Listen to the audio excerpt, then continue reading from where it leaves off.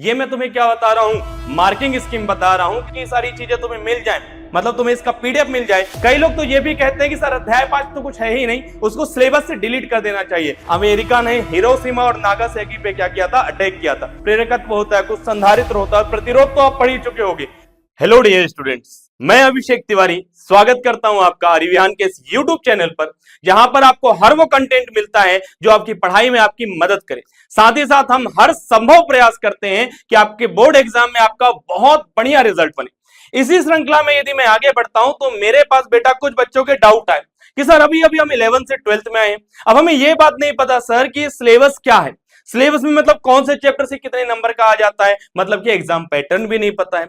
अब सर आप हमारे लिए क्या कर सकते हैं, तो बेटा सर मतलब कि आर्यविहान आपके लिए क्या कर सकता है, बढ़िया सा लेक्चर वीडियो बना सकता था जो होगा बेटा MP board 12th physics syllabus पर 2025-26 के बच्चों के लिए, मतलब जो बच्चे 2025 में 12th में आए हैं और जो 2026 में बोर्ड एग्जाम देने वाले हैं। जी हाँ, इस लेक्चर में हम यही डिस्कस करने वाले हैं कि आपका एग्जाम पैटर्न क्या होने वाला है, साथ ही साथ आपका जो सिलेबस है क्या आपको पढ़ना चाहिए और क्या नहीं पढ़ना चाहिए। हमें फालतू की चीजों पर ध्यान नहीं देना है, सबसे पहले जो सिलेबस आया है उसको कंप्लीट करेंगे। तो चलिए बिना टाइम वेस्ट किए हुए मैं शुरू करता हूं सबसे पहले एग्जाम पैटर्न से। किससे? एग्जाम पैटर्न से। समझना, प्रश्न का स्वरूप क्या लिखा है, अंक विभाजन या कह लूं मार्किंग स्कीम की बात करूंगा। प्रश्न का स्वरूप मतलब क्या है, किस प्रकार का क्वेश्चन आएगा, ध्यान देना। आपके पास बेटा वस्तुनिष्ठ प्रश्न आ सकते हैं, मतलब 1 मार्क्स वाले, या फिर वेरी शॉर्ट आंसर्स अति लघु उत्तरीय प्रश्न आ सकते हैं 2-2 नंबर वाले।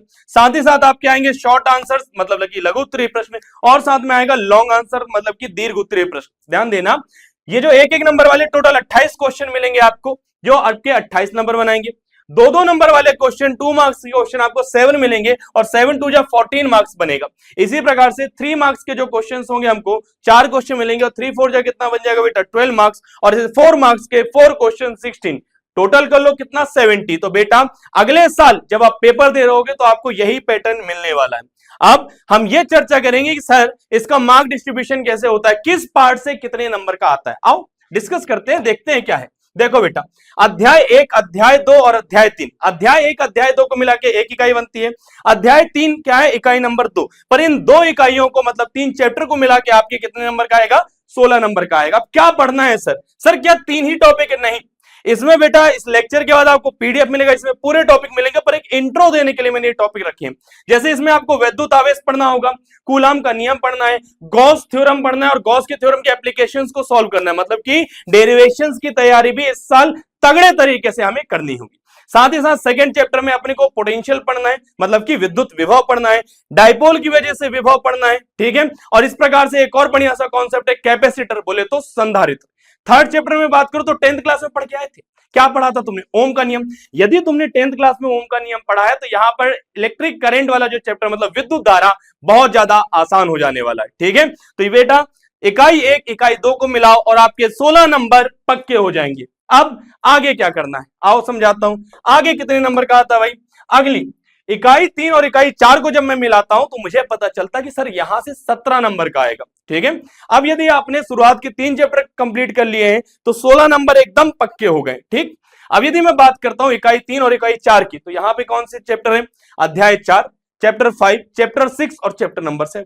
अब सर ये 4 चैप्टर पढ़ने पड़ेंगे, जी हाँ ये 4 चैप्टर पढ़ने पड़ेंगे, इसके डेरिवेशंस देखने होंगे, इसकी थ्योरी याद करनी पड़ेगी, कुछ एक न्यूमेरिकल लगाने पड़ेंगे, तब जाके आपको 17 नंबर मिलेंगे। अब देखो क्या करना है इसमें भाई, बहुत सिंपल है।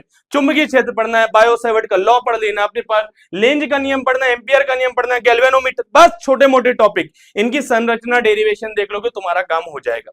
अगले चैप्टर की जब मैं बात करूं बेटा, अध्याय 5 बढ़िया सा चैप्टर है, तुम्हें समझा दूं, इस साल किसी ने उम्मीद शायद ना की हो कि सर अध्याय 5 से भी कुछ आता है। कई लोग तो ये भी कहते हैं कि सर अध्याय 5 तो कुछ है ही नहीं, उसको सिलेबस से डिलीट कर देना चाहिए, पर बेटा इसमें से एक बढ़िया सा सवाल बना था इस बार, इसलिए इसको भी तैयार करना। अध्याय 6 की बात करूं, चैप्टर नंबर 6 मैग्नेटिक फ्लक्स पढ़ना होगा, फैराडे के लॉ अच्छे तरीके से याद करना, साथ ही साथ लेंज का नियम पढ़ लेना और प्रेरकत्व मतलब कि इंडक्टेंस को पढ़ लेना है, ठीक है। चलो आगे क्या बेटा, अध्याय 7 एसी वोल्टता। जब अपन बात करते हैं कि कोई प्रेरकत्व है, ठीक है, आप पढ़ोगे आने वाले टाइम में, प्रेरकत्व होता है, कुछ संधारित्र होता है, प्रतिरोध तो आप पढ़ ही चुके होंगे, रेजिस्टेंस पढ़ा था ना क्लास 10th में। क्लास 10th में तुमने ये सारी चीजें पढ़ी होंगी, तो इसमें जब अपन अल्टरनेटिंग करंट मतलब कि हमारे घरों में आने वाली प्रत्यावर्ती धारा, क्या है, हमारे घरों में कौन सी धारा आती है, बोले तो प्रत्यावर्ती धारा। क्या घरों में अल्टरनेटिंग करंट आती है या डायरेक्ट करंट आती है, तो आपको याद रखना है कौन सी करंट आती है, अल्टरनेटिंग करंट आती है।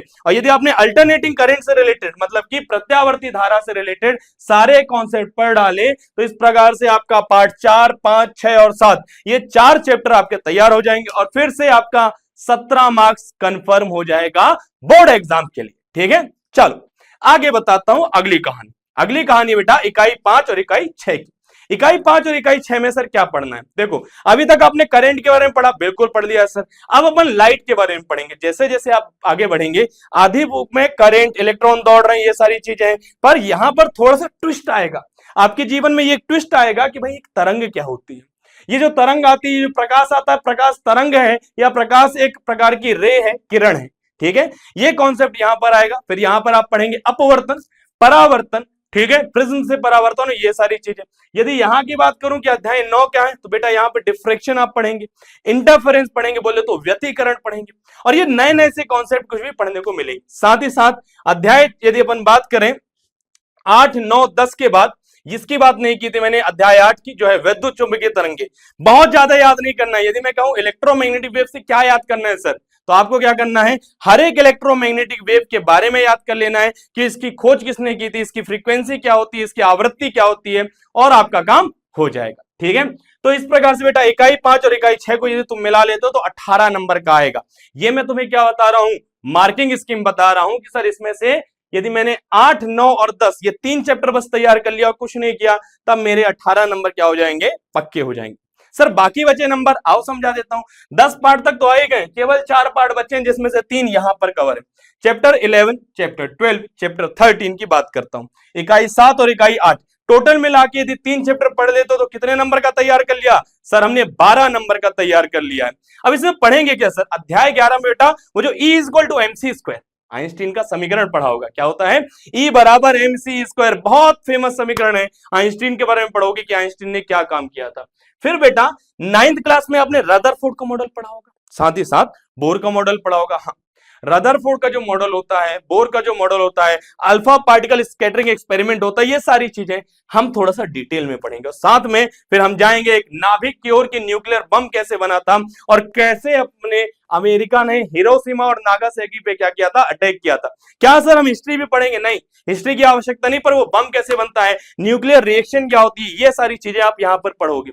तो सिर्फ इसलिए नहीं पढ़ना है बेटा कि आप बोर्ड एग्जाम में अच्छा रिजल्ट लाओ, यहाँ पे बहुत बढ़िया सी चीजें, कहूं तो मस्त सी चीजें हैं जिसको आपकी जो लाइफ में है वो भी इंप्रूव हो जाएगी। ठीक है, ज्ञान बहुत ज्यादा जरूरी होता है। आओ आगे बढ़ते हैं और एक अंतिम पार्ट की चर्चा करते हैं, अध्याय नंबर 14, इकाई नंबर 9, अध्याय नंबर 14, और ये अंतिम पार्ट और ये अकेला एक पार्ट है जिसमें क्या है बेटा, हमको एक पार्ट से पता है कि सर इसमें से कितना 7 नंबर का आना है। क्या पढ़ना होगा हमको, पीएन संधि डायोड, अर्धचालक क्या होते हैं और डिस्टकारी क्या होता है, बस इतनी चीजें यदि आपने पढ़ ली तो आपका काम हो जाएगा। ठीक है, तो चलो बेटा बढ़ते हैं आगे की ओर। तो अब बढ़ते हैं आगे, और तुमको एक कंफ्यूजन हो सकता है कि सर क्या इतने ही टॉपिक पढ़ने हैं, मैंने शुरुआत में बताया था, नहीं समझ में आता तो आओ समझा देता हूं। ये देखो इलेक्ट्रिक चार्जेस एंड फील्ड्स की बात करूं, विद्युत आवेश तथा क्षेत्र, तो इतने सारे टॉपिक है हमारे पास पढ़ने के लिए। विद्युत फ्लक्स, द्विध्रुव, ये सारी चीजें पढ़नी होगी, इलेक्ट्रिक डाइपोल वगैरह पढ़ना होगा। और यदि तुम चाहते हो कि सारी चीजें तुम्हें मिल जाए, मतलब तुम्हें इसका पीडीएफ मिल जाए, तो तुम चिंता बिल्कुल मत करना।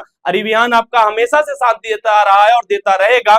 इस वीडियो के डिस्क्रिप्शन में जाओ, बढ़िया से एक लिंक दिख रही होगी, उस लिंक पे क्लिक करना और आपको इसका पीडीएफ भी मिल जाएगा। ठीक है, तो चलो बेटा बात करते हैं कि सर ये चीजें तो आपने बता दी कि क्या पढ़ना है, कितना पढ़ना है और कितने नंबर का आएगा, पर पढ़ना कहां से, तो याद रखना मैंने पहले भी आपको समझाया था, उन्नति 2026 बैच आप अरिविहान का ज्वाइन कर सकते हो, जहां पे फीस पहले तो 4,999 थी, सॉरी 4,499 थी, फिर 3,999 हुई, लेकिन अंत में हमने फीस 2,999 कर दी, मतलब सिर्फ 3,000, वो भी साल भर के लिए। सोच सकते हो एक साल की फीस सिर्फ और सिर्फ 3,000, उसमें भी सारे विषय मिलेंगे, हिंदी प्लस इंग्लिश मिलाकर। कितनी मजेदार बात है, और अलग तरीके से मेहनत करके पढ़ाई कर सकते हो, तो जुड़ सकते हो तुम अरिविहान से। साथ ही साथ यही कहना चाहूंगा कि यदि तुम चाहते हो और चीजें, तो पीडीएफ डाउनलोड करो। ठीक है, अब सर क्या मैं ये चीजें ले लेने के बाद आगे बढ़ सकता हूं? बिल्कुल आगे बढ़ सकते हो। अब आगे कैसे बढ़ोगे भाई?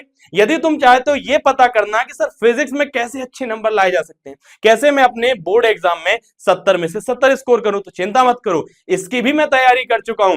नेक्स्ट लेक्चर में मैं यही लेकर आने वाला हूं। नेक्स्ट लेक्चर में मैं आपके लिए एक रोड मैप लेकर आऊंगा, जिसमें हम पूरी डिस्कशन करेंगे कि कब उठना है, कब सोना है, कितना पढ़ना है, कितना खाना है, और कैसे कैसे ये सिलेबस कंप्लीट करके रिवीजन करके बोर्ड एग्जाम की कंप्लीट तैयारी करनी है। तो ठीक है, जुड़े रहिए इसी प्रकार से रिविहान से, ताकि आपको हर एक नई नई अपडेट मिलती रहे। बस तब तक के लिए बस यही कहना चाहूंगा, जब तक हम अगली बार नहीं मिलते, कि पढ़ाई करते रहिए। All the very best, good day and thank you.